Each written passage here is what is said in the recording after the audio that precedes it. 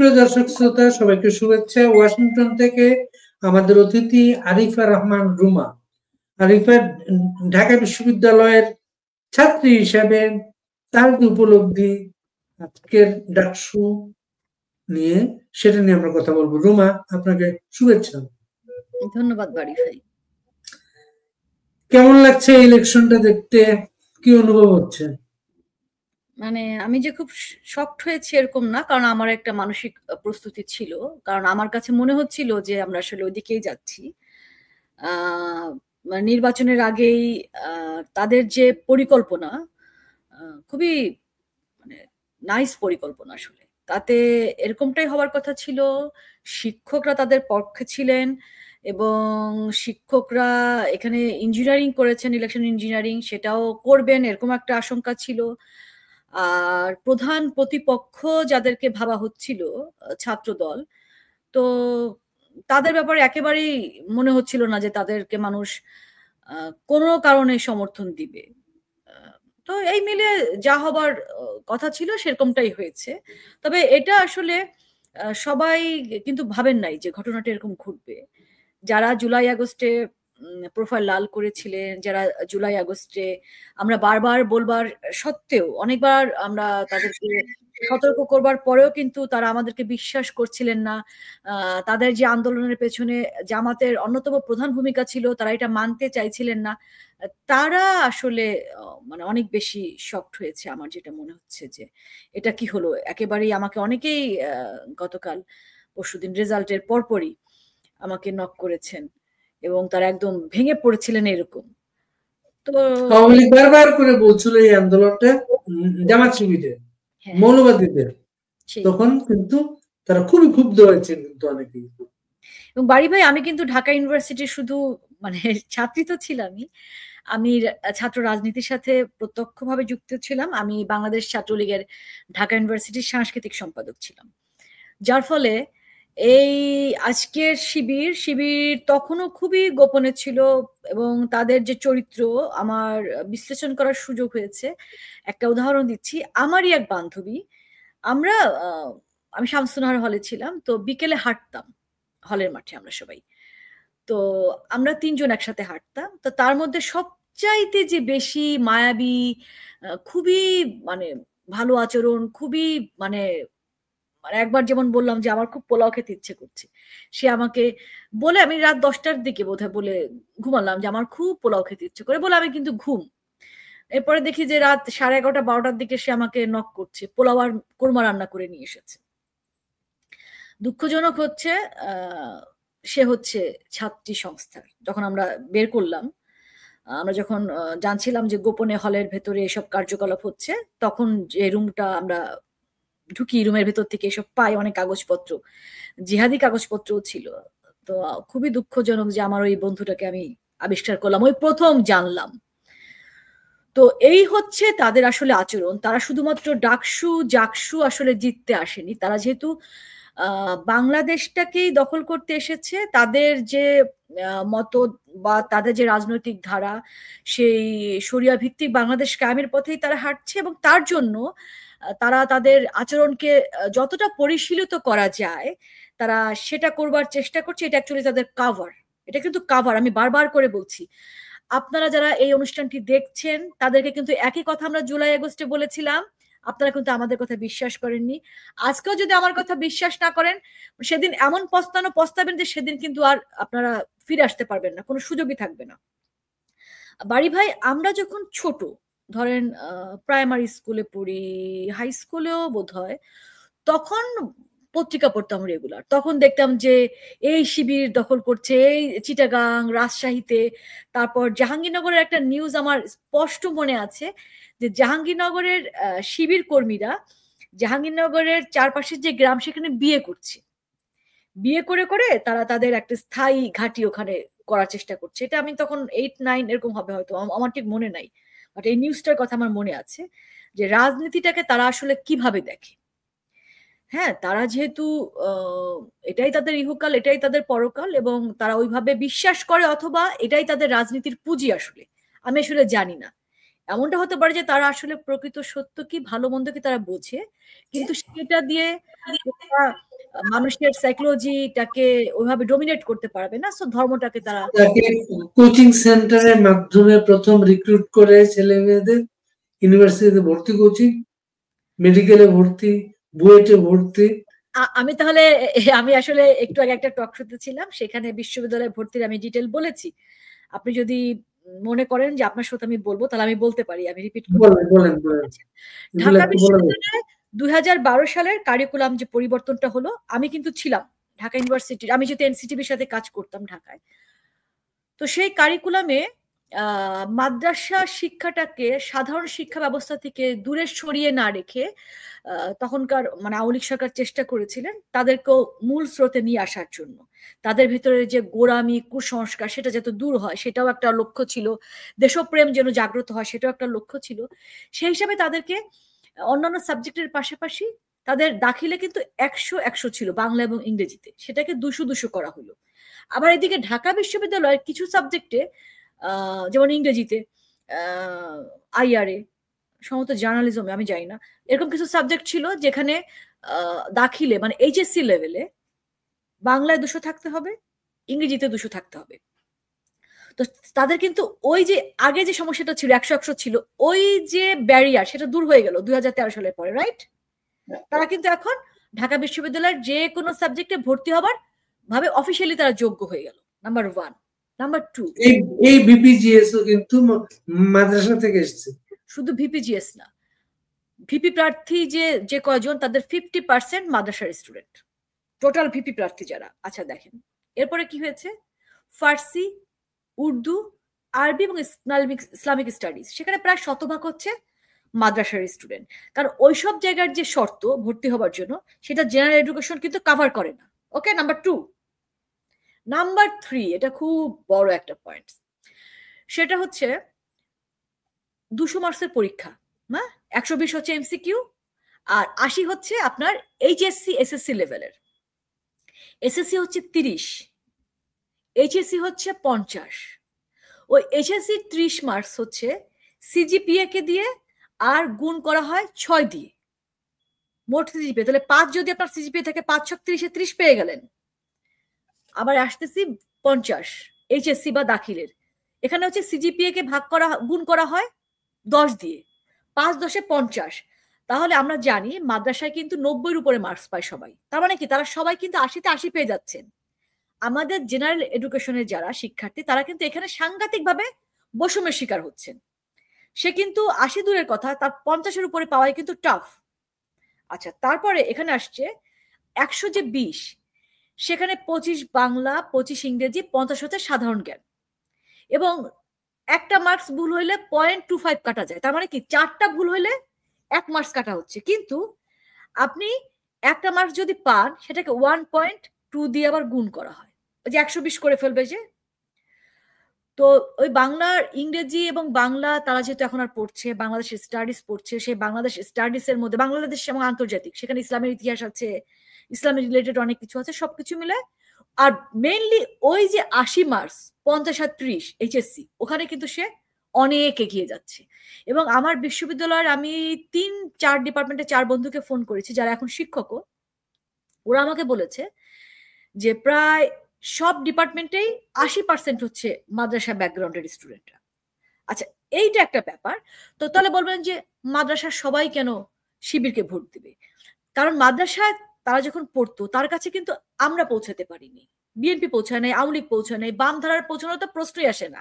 তারা 6 থেকে চেনে হচ্ছে জামাত শিবিরকে, তাদেরকে রুটিন দেয় ওই প্যাডে, তাদের খোঁজ খবর নেয়, তাদের কেউ যদি ভালো স্টুডেন্ট হয় তাকে স্পেশাল কেয়ার নেয়। তারপরে কি করে, আমি কিছু মাদ্রাসার নাম বলছি, যে মাদ্রাসা থেকেই ঢাকা ইউনিভার্সিটিতে বা এই যে বিশ্ববিদ্যালয়গুলোতে বেশিরভাগ স্টুডেন্ট ভর্তি হয়।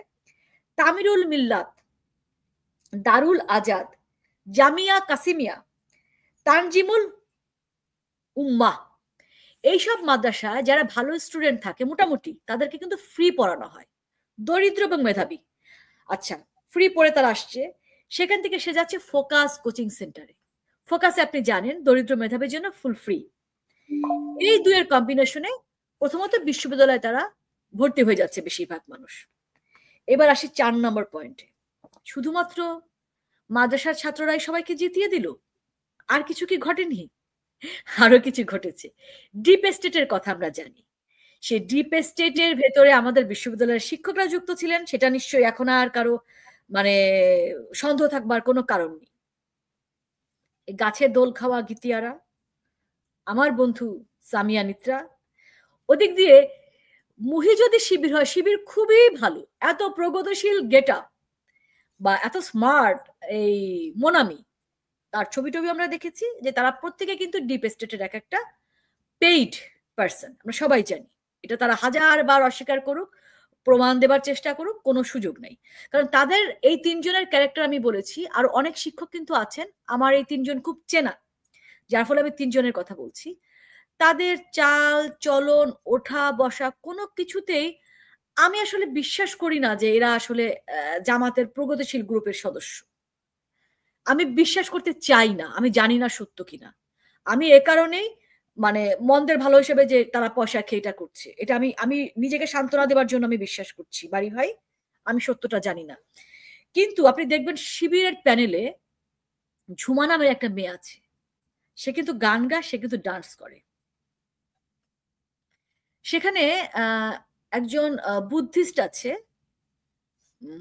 কি যে সর্প কি চাকমা, কি নাম যেন পুরো নামটা, আমি আমি সরি আমি ভুলে গেলাম। হ্যাঁ, তো সে আছে। তো বৌদ্ধ ধর্মের একজন কিন্তু শিবিরের প্যানেলে আছে। আপনি ব্যাপারটা চিন্তা করেন, এরা আদর্শিক কারণে শিবিরের প্যানেলে আছে। ওই বুদ্ধি ছেলেটা নিশ্চয়ই শরিয়া আইনে বাংলাদেশ চলবে, এটা নিশ্চয়ই সে চায় না। কিন্তু কখনো কখনো আমরা কি করেছি, টাকার স্রোতে আমি দেশকে আসলে যার হাতে তার হাতে চলে যাক, আমি এতগুলো টাকা পেয়েছি, সেই সাময়িক যে সুবিধা সেটাকে আমি প্রাধান্য দিচ্ছি, সেটাকে আমি বড় করে দিচ্ছি, এই ব্যাপারগুলো আছে। আর ওই যে শিক্ষকদের কথা বললাম, তারা কিন্তু কারচুপিতে যুক্ত ছিল। কিভাবে কারচুপি হয়েছে? যখন ভোট গণনা করা হয়, তখন গণনা রুমের এলইডি 11 মিনিট বন্ধ ছিল, এবং এলইডি রুমের পাশে থাকে একটা স্টোর রুম, আরেকটা থাকে একটা হচ্ছে ইলেকট্রিক রুম। আচ্ছা, স্টোর রুমে ছাত্রলীগ কারা করতেন, তারা কিন্তু এই শিবিরের সাদিক কাইম, সেও তো ছাত্রলীগের ভেতরে ছিল, জিএস প্রার্থীরা সবাই ছাত্রলীগ ছিল, সো এরা সবাই জানে। তো তারা তো হলে কেউ থাকতে পারছে না, তাদের ভোটটা যে গোপনে কাউন্ট করে বাক্সে ঢুকিয়ে দেওয়া হচ্ছে না, সেটা তো আমি আপনি জানি না। আপনার এলইডি বন্ধ ছিল কেন 11 মিনিট? অনেকে বলছে সে ভোট দিয়েছে, ভোট নাই, তাহলে ভোটগুলো কোথায় গেল? তারপরে যে কালি যেটা দেওয়া হয়, সে কালি ডিলিট করে দেখানো হচ্ছে যে কালি মোছা যায়, তাই না? এরকম কিছু ব্যাপার।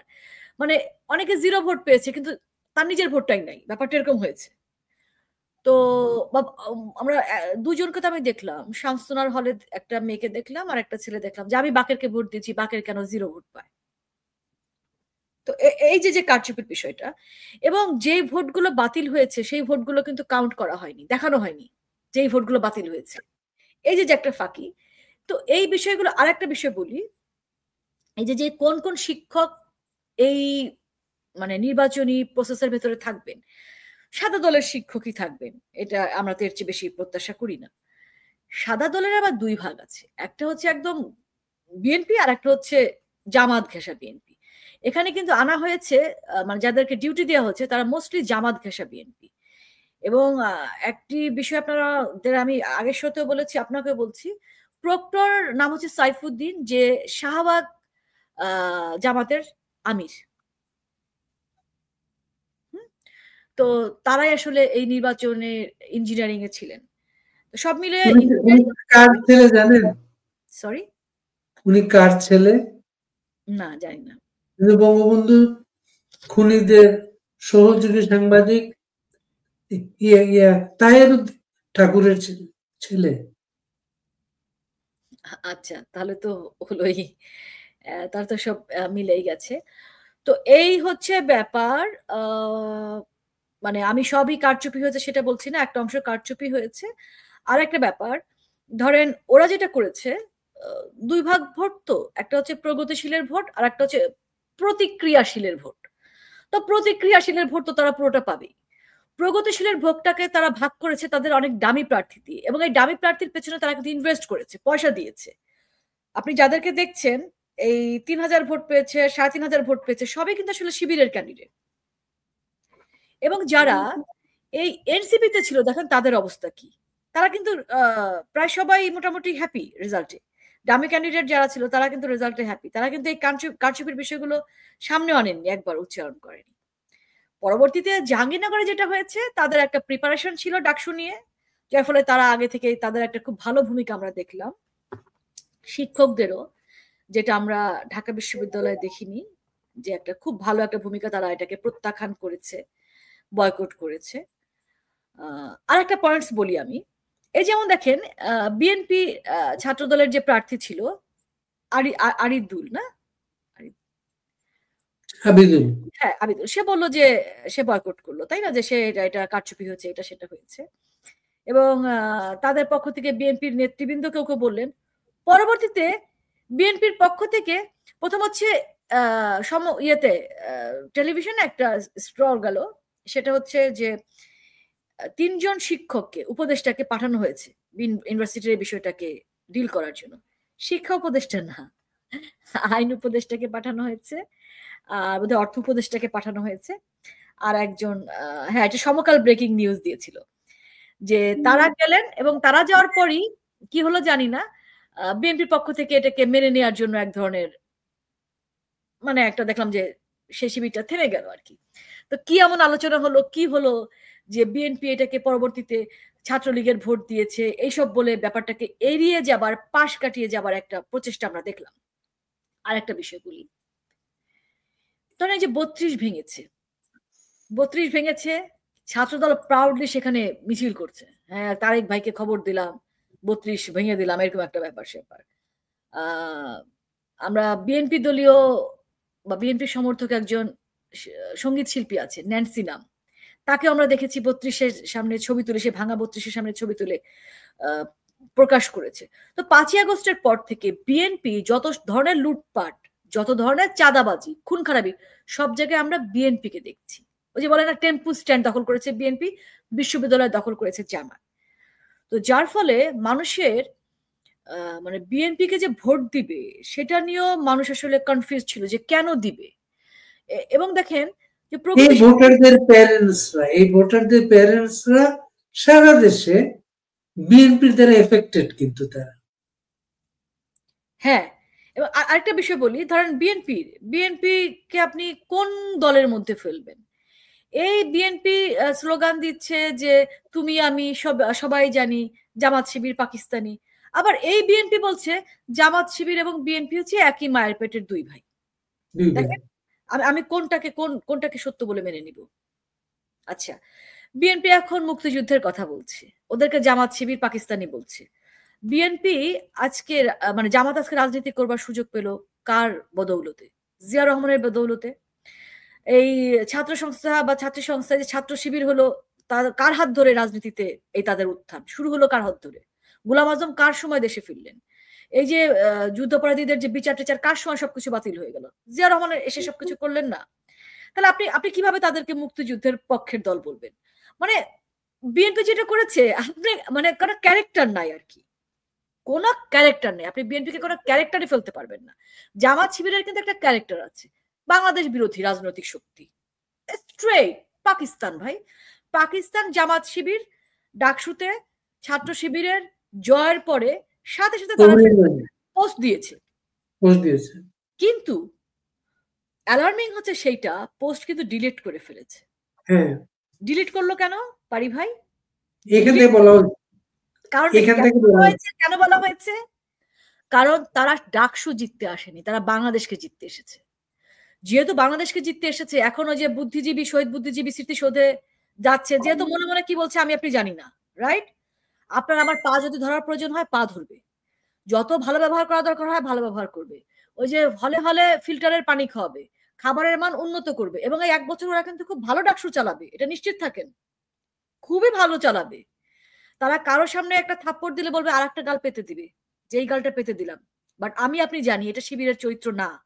শিবির মানে রক কাটা শিবির, তাদের জব করতে তারা অভ্যস্ত। 71-এ তারা জব করেছে, 30 লক্ষ মানুষকে মেরেছে, 4.5 লাখ মানুষের উপরে রেপ করেছে তাদের মাধ্যমে।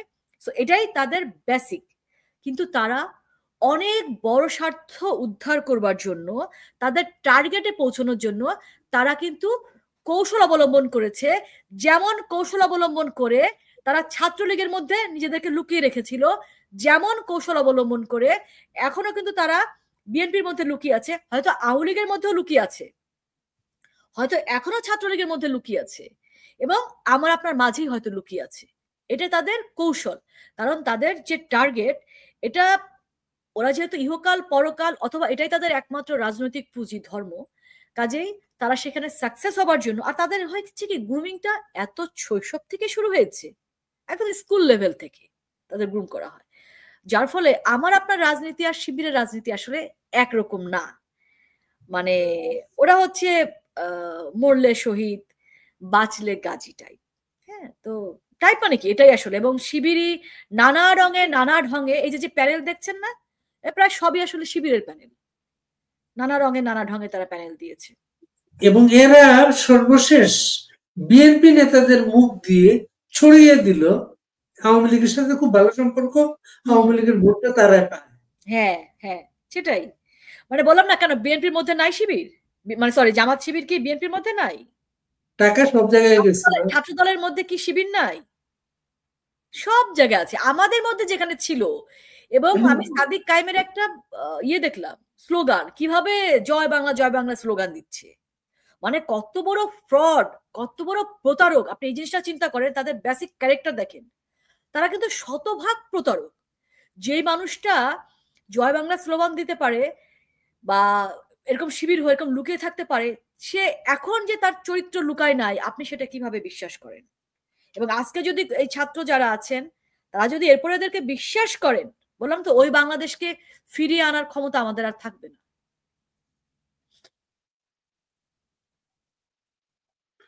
এবং ডাকসুর মতো ইলেকশন করলে, ইলেকশনে টিকে থাকলে, দাঁড়িয়ে থাকলে টাকা পাওয়া যায়, এমন নজির এইবারে প্রথম তৈরি হলো।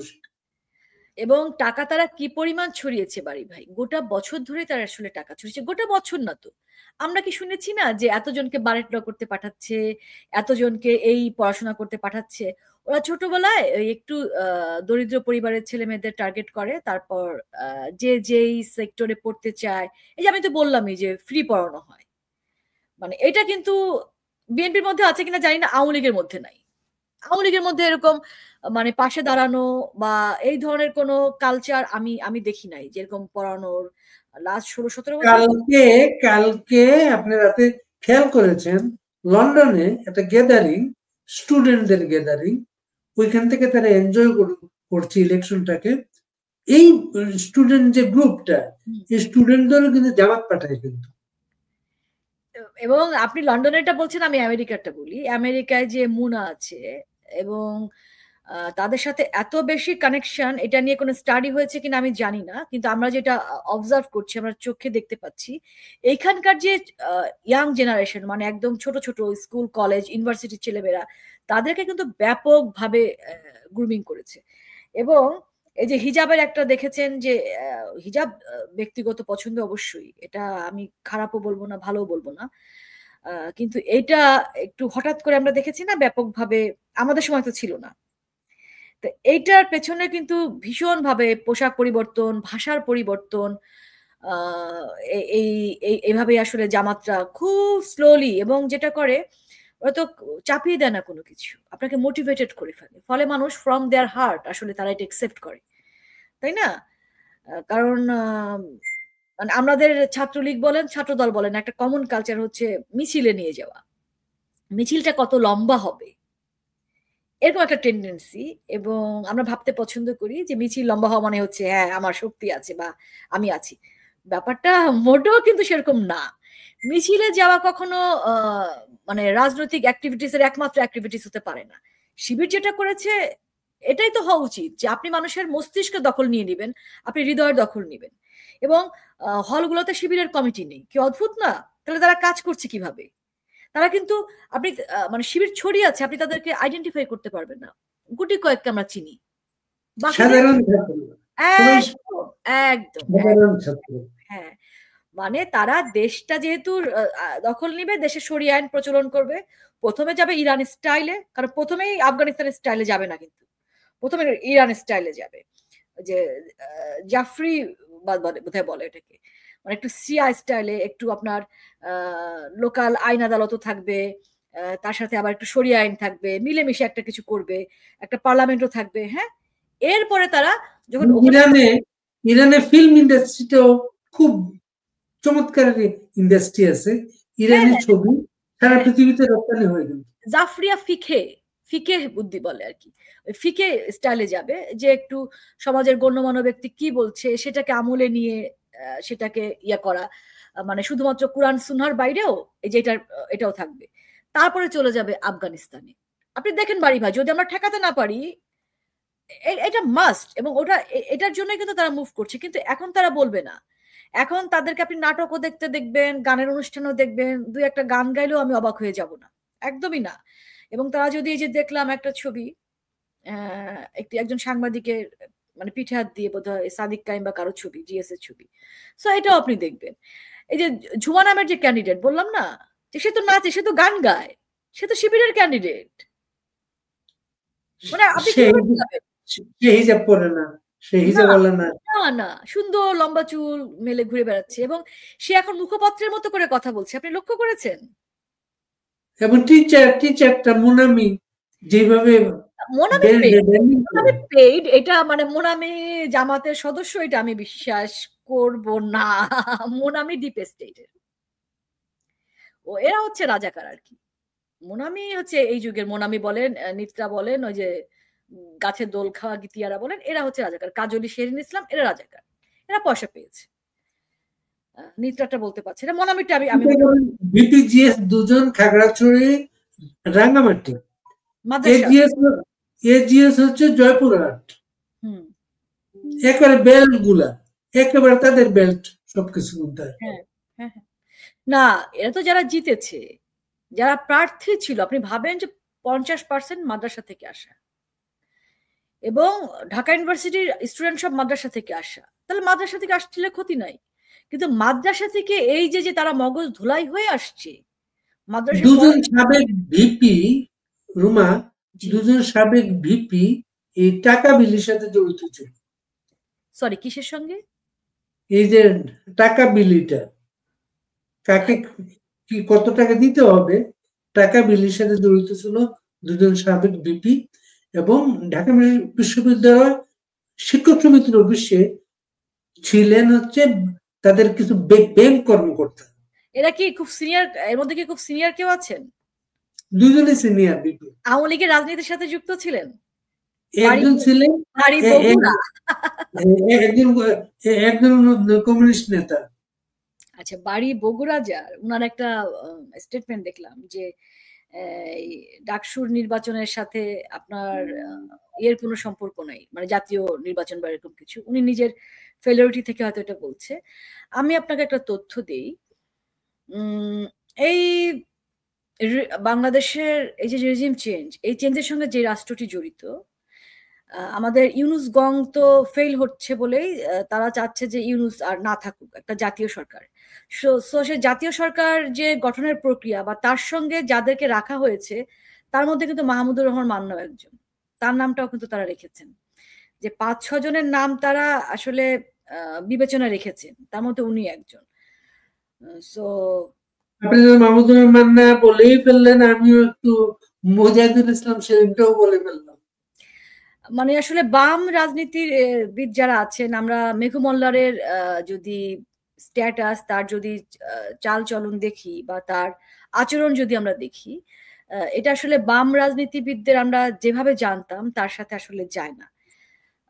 তবে বাম রাজনীতিবিদদের অনেকেই ঠিক ভিন্ন মতাদর্শে তো জয়েন করেছেন, বিএনপির অনেক সিনিয়র রাজনীতিবিদ বাম রাজনীতি থেকে এসেছেন। তো সেখানে মানে যে আমরা বলি বামাতি, আসলে এই শব্দটা তো বাংলাদেশে বহুল প্রচলিত। তবে একটা গ্রুপকে আমি আসলে একটু নোটিস করতে চাই, যারা আসলে কোনো রাজনীতির সাথে যুক্ত নন, যারা আসলে ভীষণ প্রগতিশীল হিসেবে আমাদের শ্রদ্ধার পাত্র ছিলেন, শ্রদ্ধার জায়গা ছিলেন, যারা সংস্কৃতি জগৎ বলেন, বিশ্ববিদ্যালয় বলেন, এইসব জায়গায় মানে আমাদের আদর্শ স্থানীয় যারা, তাদের অনেকেই কিন্তু জুলাই আগস্টে এই আওয়ামী লীগ সরকারের বিরোধিতা করেছিলেন, তারা সবাই কিন্তু ডিপ স্টেটের পার্ট না। ডিপ স্টেটের পার্ট তো মাত্র কয়েকজন, গুটি কয়েক। তো তারা যে ন্যারেটিভটা ছড়িয়েছে, সেই ন্যারেটিভটা এরা কিন্তু কোনো কিছু খুব ডিপলি চিন্তা না করে সেই ন্যারেটিভটা তারা গ্রহণ করেছেন, এবং তারাও কিন্তু সরকারের বিরোধিতা করেছেন। প্রচুর শিল্পী আমরা দেখেছি যারা পরে এখন আফসোস করছেন। তো তারা মাঠে নেমে গিয়েছিলেন। তো এই গোষ্ঠী যদি এখনো আজকে কিন্তু ফারুকি নতুন একটা স্ট্যাটাস দিয়েছেন, রাজাকার ভাবলে নাকি আওয়ামী লীগ হ্যাঁ, হ্যাঁ, মনের সামনে ভাসে হ্যাঁ, আওয়ামী কারণ লীগ। রাজাকারের মানে সে বুঝিয়েছেন যারা আসলে দেশের ক্ষতি করে তারাই রাজাকার, সে হিসেবে আওয়ামী লীগ। হ্যাঁ, তো সেখানে তার স্ত্রী নুসরাত তিশা তাহলে সবচেয়ে বড় রাজাকার, এবং তিশার যে ভোট প্রেস সচিব কিন্তু ফারুকের সাথে পেরে উঠছেন না কিন্তু। না, এখানে আমি তো বললাম যে এখানে ফারুকের ব্যাকগ্রাউন্ড, পলিটিক্যাল ব্যাকগ্রাউন্ড যদি জাজ করেন, ফারুকি জামাত হলে আমি একটু মানে অবাক হব না, একদমই না। আবার ডিপ স্টেটের পার্ট থাকতেও পারে, সেটাও হতে পারে, কারণ তারা তো শুধুমাত্র ইউনুসকে পাঠায়নি, তো তাদের অনেক বড় অংশ। আর এটা কিন্তু এমন না যে মাত্র জুলাই আগস্টেই তারা এই ইনভেস্টটা করেছেন, এই ইনভেস্ট করেছে তারা কিন্তু বহু বছর ধরে। আমি বলি যে ইউনুসের যে নোবেল প্রাপ্তি, সেটাও এটার একটা পার্ট ছিল, আমার ধারণা। আপনি খুব দারুণ হিংস দিলেন রুমা। দেখবেন আগামী 1 বছর ডাকসুর কার্যক্রমের শান-শৌকত হলে হলে ডাইনিং এ টিএসসি এর খাবারের মান খুব চমৎকার হবে কিন্তু সবকিছুতে। একদম খুব ভালো হবে, কারণ ওই যে বললাম, তারা এই মানে ক্ষুদ্র স্বার্থের জন্য আসে নাই। তাদের মেইন গোল যেটা সত্যি, সেটা যখন তারা অ্যাচিভ করবে, তারপরে তাদের চেহারা দেখবেন, এরপরে হচ্ছে তাদের চেহারা বেরোবে। অলরেডি আপনি জানেন কি না, ছাত্রী হলগুলোতে ছাত্রীদের ভেতরে একটা ন্যারেটিভ ছড়ানোর চেষ্টা করা হচ্ছে, একটা বিষয় আসলে সেটা হচ্ছে যে আমি এত কষ্ট করব কেন, ইনকাম করবে স্বামী, তার বিনিময়ে যদি আবার হিজাব পড়তে হয় আমি পড়বো, আমি কেন সংসারের জল কাঁধে নিব, এবং আমার পড়বো হচ্ছে শুধুমাত্র আমার সন্তানকে শিক্ষিত করার জন্য। এই ব্যাপারটা কিন্তু ভীষণভাবে ছড়াচ্ছে, এবং এরা ইতিমধ্যেই মোটামুটি কর্মবিমুখ হয়ে পড়ছে, যে মানে আমার এই পড়াশোনাটা শুধু সন্তানের লালন পালনের জন্য। এটা একটা ব্যাপার। আর হচ্ছে একটা স্টাডি এসেছিল যে বাংলাদেশে প্রচুর ডিভোর্সের হার বেড়েছে। সেই ডিভোর্সের অন্যতম কারণ হচ্ছে মেয়েদের স্বনির্ভর হওয়া। সো এই আমাদের দেশের অধিকাংশ ফ্যামিলি কিন্তু এখনো এই মতধারায় বিশ্বাস করে যে যত কষ্ট হোক মানে মেয়ের, তাও মেয়েটার সংসারটা টিকে থাকুক, সহ্য করো এরকম একটা ব্যাপার। তো সেই সহ্য করার জায়গা থেকে তাদের পরিবারকেও কিন্তু মোটিভেটেড করা হয়েছে যে এই যে মেয়ে স্বনির্ভর হলেই তো তালাক দিয়ে দেয় হাজবেন্ড, এরকম একটা ব্যাপার। তো এই কাজগুলো কিন্তু আমাদের নোটিস করতে হবে এটার, এবং আরো অনেক কিছু আমরা হয়তো জানি না, কারণ ছাত্র শিবির ছাত্রলীগের ভিতরে এভাবে লুকিয়েছিল, সেটা কিন্তু আমরা বাড়ি ভাই অনেক বছর ধরে শুনছি, তাই না? কিন্তু এই বিষয়ে কিন্তু কোনো ইনিশিয়েটিভ নেওয়া হয়নি। আমরা যে পদ দিচ্ছি, পদটা কাকে দিচ্ছি, তার যদি, যেমন আমার কাছে এই ভিপি প্রার্থীর একজনের ব্যাপারে অনেক মেসেজ এসছে যে তার পক্ষে কাজ করো, তার পক্ষে কাজ করো। আমার কিন্তু তার সঙ্গে সঙ্গে প্রোফাইলে গেলাম, খুব সুন্দর আবৃত্তি করে, খুব সুন্দর করে কথা বলে, কিন্তু তাকে এসে যে শিবির, একটা পাক্কা শিবির, এটা বুঝতে আমার খুব বেশি কষ্ট হয়নি। আমি জাস্ট তার একটা জগন্নাথ ইউনিভার্সিটির একটা বক্তব্য লিটারেচার নিয়ে, আর নজরুল জয়ন্তীতে তার একটা পোস্ট, এই দুটোতে আমি বুঝে ফেলেছি যে ভাই তুমি তো একটা পাক্কা শিবির। এদেরকে প্রগতিশীল সাজানো হয়েছে প্রগতিশীল গ্রুপের ভোট খাওয়ার জন্য। আপনি কিন্তু তাকে দেখলেন, সে কিন্তু খুবই অ্যাট্রাকটিভ, মানে একদম দেখতে সুন্দর, চলন বাচনভঙ্গি সবকিছু। তো তারা কিন্তু এইভাবেই মিলেমিশে একাকার হয়ে গেছে এই ঝুমার ভেতরে। বললাম না যে আমার ভেতরেও থাকতে পারে, আপনার আমার ভেতরেও থাকতে পারে। একটু লিখেছেন, অবস্থা দেখে মনে হচ্ছে আগামী নির্বাচনে রেগিং গুজবে এগিয়ে থাকতে চায় জামাত। ছাত্রী সংস্থার কিছু নারী দিয়ে বিরোধী পক্ষকে উস্কে দেবে। ঘটনা ঘটে গেলে অনলাইনে প্রচার করে নারী ভোটারদের পক্ষ নিয়ে নেবে। বাড়ি ভাই, মানে এটা বাংলাদেশকে যারা ভালোবাসে বা এই গণতান্ত্রিক যে আমাদের রাষ্ট্র পরিচালনা নীতি, এটাকে যারা বিশ্বাস করে তাদেরকে কিন্তু অ্যালার্ট হতে হবে, সতর্ক হতে হবে এবং একসাথে কাজ করতে হবে। কারণটা হচ্ছে এই জামাত শিবির শুধু জামাত শিবির জেতা না, মানে হয়তো জাতীয় নির্বাচনে অংশগ্রহণ করলো, জামাত শিবির জিতলো, দেখি একবার জামাতকে, অসুবিধাটা কি? ব্যাপারটা কিন্তু এখানে শেষ হয়ে যাবে না। ঠিক আছে, আওয়ামী লীগকে দেখলাম, বিএনপিকে দেখলাম, জাতীয় পার্টিকে দেখলাম, একবার না হয় জামাতকে দেখি। এভাবে যদি কেউ ভেবে থাকেন, আমি বললাম যে তার আর পিছনে ফেরার কোনো সুযোগ থাকবে না। বাংলাদেশটা কিন্তু একদম কনফার্ম কমপ্লিট একটা আফগানিস্তান হবে। যদি আপনি আফগানিস্তানে বসবাস করতে চান, তাহলে আপনি জামাতকে, ছাত্র শিবিরকে ভোট। খুব জনপ্রিয় দুইজন টকশো সাংবাদিক এই লাইনে কথা বলছে, একবার দেখি। কি বলেছে? আওয়ামী লীগকে দেখেছি, বিএনপি কে দেখেছি, একবার তাদেরকে দেখি আমরা। তার মানে বুঝতে পারছেন, সে যিনি টকশোতে বক্তব্য দেন তিনি কিন্তু জামাত শিবিরের মূল উদ্দেশ্য কি সবকিছু কি জানেন, তাদের কানেকশন, কানেক্টিভিটি, এভরিথিং জানেন। জানার পরে তিনি কেন সেটা বলবেন? তিনি কি শরিয়া আইন চান? তিনি কি আফগানিস্তানের যে পরিস্থিতি, সেই পরিস্থিতি বাংলাদেশে চান? এটা কি তিনি মানবেন? তিনি হয়তো মানবেন, আপনি মানবেন, আমি কি মানবো? আমাদের আসলে এই বিষয়ে সবাইকে সোচ্চার হতে হবে। এবং এই বিষয়ে এখনো বিএনপি যদি না বোঝে, বিএনপি নিজেও যদি শরিয়া আইন চায় তো ফাইন, ঠিক আছে, সবাই যদি চায় তখন আমার আপনার কিছু করবার নাই। কিন্তু বিএনপি যদি শরিয়া আইন না চায়, খুব মজার একটা পরিস্থিতি হবে কখন জানেন? মজার পরিস্থিতি হবে হচ্ছে, আজকে তো তারা শহীদ বুদ্ধিজীবী স্মৃতিসৌধে গিয়ে মোনাজাত করেছে আজকে। হ্যাঁ, মোনাজাতের জন্য আমাদের মসজিদ আছে, কিন্তু ওখানে আমরা ফুল দিতে যাই, ওই মোনাজাত করতে যাই না।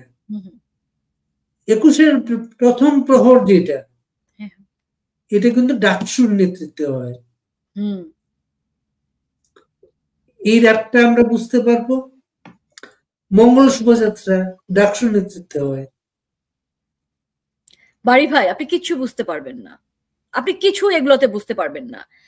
যারা জয়লাভ করেই শহীদ স্মৃতিসৌধে গিয়েছে, আমি আবারও বলছি, তারা কিন্তু কাভার করে আছে, তারা সবকিছুই করবে। তাদের ঝুমা তাদের প্যানেলে ছিল, তাদের বুদ্ধিস্ট ছেলে সর্ব কি চাকমা, সে তাদের প্যানেলে ছিল, এটা কিন্তু মাথায় রাখতে হবে, আপনি ভুলে যাবেন না। তারা কিন্তু আমার আপনার ভিতরে আরো লুকিয়ে যাবে এবং তারা বাংলাদেশ জয় করার জন্য যা কিছু করবার সবকিছু করবে। এই গত 1 বছরে তাদের কোনো লুটপাট, চাঁদাবাজি, কোনো হিংস্র কোনো কিছু আপনি দেখেছেন? খুবই রেয়ার, মানে বিচ্ছিন্ন ভাবে দেখেছেন। এবং এটা কিন্তু খুব বিএনপি নিয়ে গেছে সবকিছু, তাদের সমস্ত এই আলামত কিন্তু খুব ভালো আলামত না বাড়ি ভাই, এটা মোটেও ভালো আলামত না। তারা ভালো সাজছে, তারা কিন্তু ভালো না। বারবার করে আমি এক কথা বলছি, আপনারা প্লিজ এই কথাগুলো বলেন। তাদের এক নেতা কিন্তু আমি দেখলাম যে গণতান্ত্রিক শরিয়া আইন চালু করব। আমি বললাম না যে ইরানের পথে হাঁটবে প্রথমে, তারপর যাবে আফগানিস্তানের পথে। ওটা হচ্ছে হানাফি মাযহাব। হানাফি মাযহাবের মানে সুন্নি যারা, তারা কোনো যৌক্তিক বিশ্লেষণ বা যে সুন্নি ফিকে আর কি, সিয়া জাফরিয়া যারা, তাদের কিন্তু একটু আলাদা। সিয়া জাফরিয়া যারা, তারা যেটা করে ইরানে, তারা যে কোর্ট টোট সবকিছু আবার থাকে, তারা ওই যে ধরেন যৌক্তিক কথাগুলোকে তারা আমলে নেয়। কিন্তু সুন্নি মাঝহাবিয়া যে হানাফি যারা, তারা কিন্তু এটাকে আমলে নেয় না। সো আমাদের দেশে আমরা সবাই তো সুন্নি মাঝহাবের, রাইট? সংখ্যাগরিষ্ঠ সবাই, অলমোস্ট ম্যাক্সিমাম। তো তারা কিন্তু ওই দিকে হাঁটবে এবং এটা হাঁটবেই যদি তাদেরকে আমরা এখনো বিশ্বাস করি। আমি এই জন্যই, আপনারা অ্যাডভান্স আপনারা জানেন যে তারা আগামী 1 বছর অনেক ভালো ব্যবহার করবে। 1 বছর কেন, 5 বছর, 6 বছর, যতদিন পর্যন্ত তারা শরিয়া আইন বাংলাদেশে চালু না করবে, ততদিন পর্যন্ত আমাদেরকে তাদেরকে ব্যবহার করতে হবে, আমাদেরকে তাদেরকে প্রয়োজন হবে। তারা জানে বাংলাদেশের মানুষ কিন্তু আপনার, আমরা বলতাম যে ধর্মভীরু কিন্তু ধর্মান্ধ নয়, কিন্তু তারা কিন্তু অনেককেই ধর্মান্ধ করে ফেলছে। তারা কিন্তু এগিয়ে যাচ্ছে, আর আমরা নিজেরা মারামারি কাটাকাটি করছি, আমরা মিছিল লম্বা করছি। এই মিছিলে, আমি এখনকার মিছিলের কথা বলছি না, এখনকার মিছিল লম্বা করার প্রয়োজন আছে এই মুহূর্তে, কিন্তু আমরা যখন বিশ্ববিদ্যালয় মিছিলটাকে লম্বা করেছি, সেই মিছিলে কিন্তু সাদিক কায়েমও ছিল।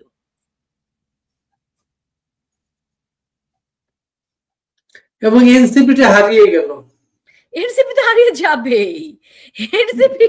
এনসিপি কি? এনসিপি তো জামাতের বি টিম। এনসিপিরা কারা? এনসিপির এই শক্তিটা কে পেয়েছে? নাহিদ কি? হাসনাত কে? এরা কারা? সার্জিস কে? এরা তো সাময়িক একটা, এটাও একটা কভার। এরা এরা জামাতের সাথে মিলেমিশে একাকার হয়ে যাবে। এবং ওই যে উমামা যে বেরিয়ে আসছে ভোট খাওয়ার জন্য, ডাকসুতে ইলেকশন করবার জন্য। এটাও প্রি প্ল্যান। শুনেন, আমরা কিন্তু এত সরল পথে হাঁটলে চলবে না, এত সরল ভাবে চিন্তা করবেন না, চিন্তা করার কোনো সুযোগ নাই। এবং এদেরকে এত মানে সরল মনে করার কোনো কারণ নেই। আমরা তো দেখলাম যে কি ঘটনা ঘটালো, মেটিকুলাস ডিজাইন।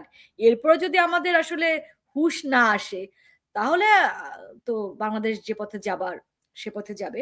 তবে মুজাহিদুল ইসলাম সেলিমের বিষয়টা আমি আমি আসলে কষ্ট পেয়েছি।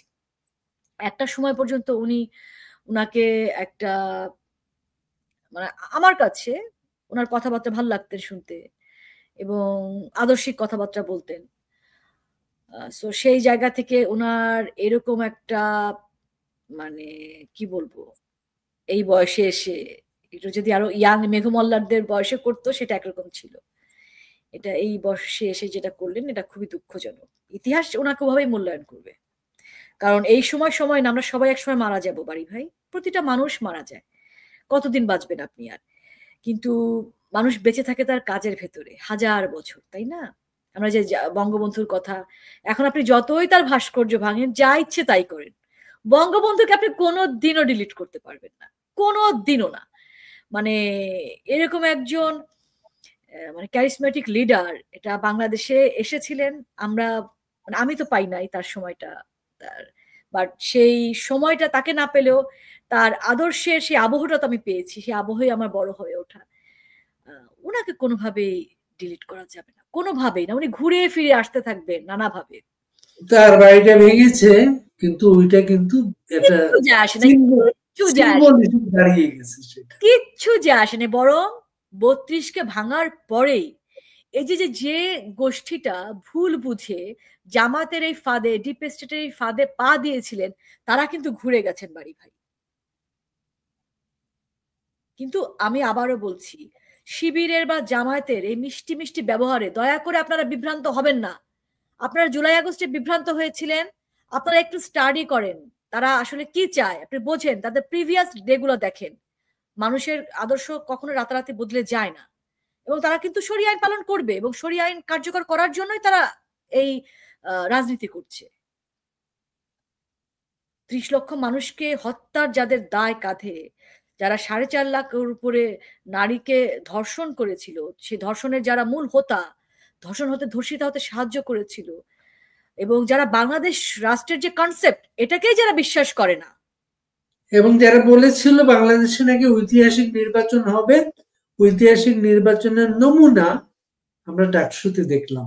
একদম একদম তারা কারচুপির মাধ্যমে হোক, তারা আপনাকে মোটিভেটেড করার মাধ্যমে হোক, তারা পয়সা ছিটানোর মাধ্যমে হোক, তারা কিন্তু রাষ্ট্র ক্ষমতা দখল করবে। ঠিক আছে? এবং সেই পথে তারা হাঁটছে। যদি এখনো সময় আছে, এখনো যদি আমরা ঠিক না হই। কারণ ইতিপূর্বে আমরা দেখেছি এই ডিপ স্টেটের মাধ্যমে যেসব জায়গা, আপনি শ্রীলঙ্কা দেখেন চেঞ্জ হয়ে গেছে, নেপালে দেখেছেন সেম পথে সেম একই ঘটনা, মানে কপি এবং পেস্ট, নতুন কোনো প্ল্যান করতে হয়নি, একই প্ল্যান। আফগানিস্তান দেখেছেন, অন্যান্য যত রাষ্ট্র, ইরাক দেখেন, ইরাকের দিকে তাকান, আপনি লিবিয়ার দিকে তাকান, এরপরে যদি আপনি না বুঝেন, বা আপনি ইরানের দিকে তাকান, সব দিকেই আপনি দেখেন কি অবস্থা, কোনো জায়গায় কিন্তু শান্তি নাই।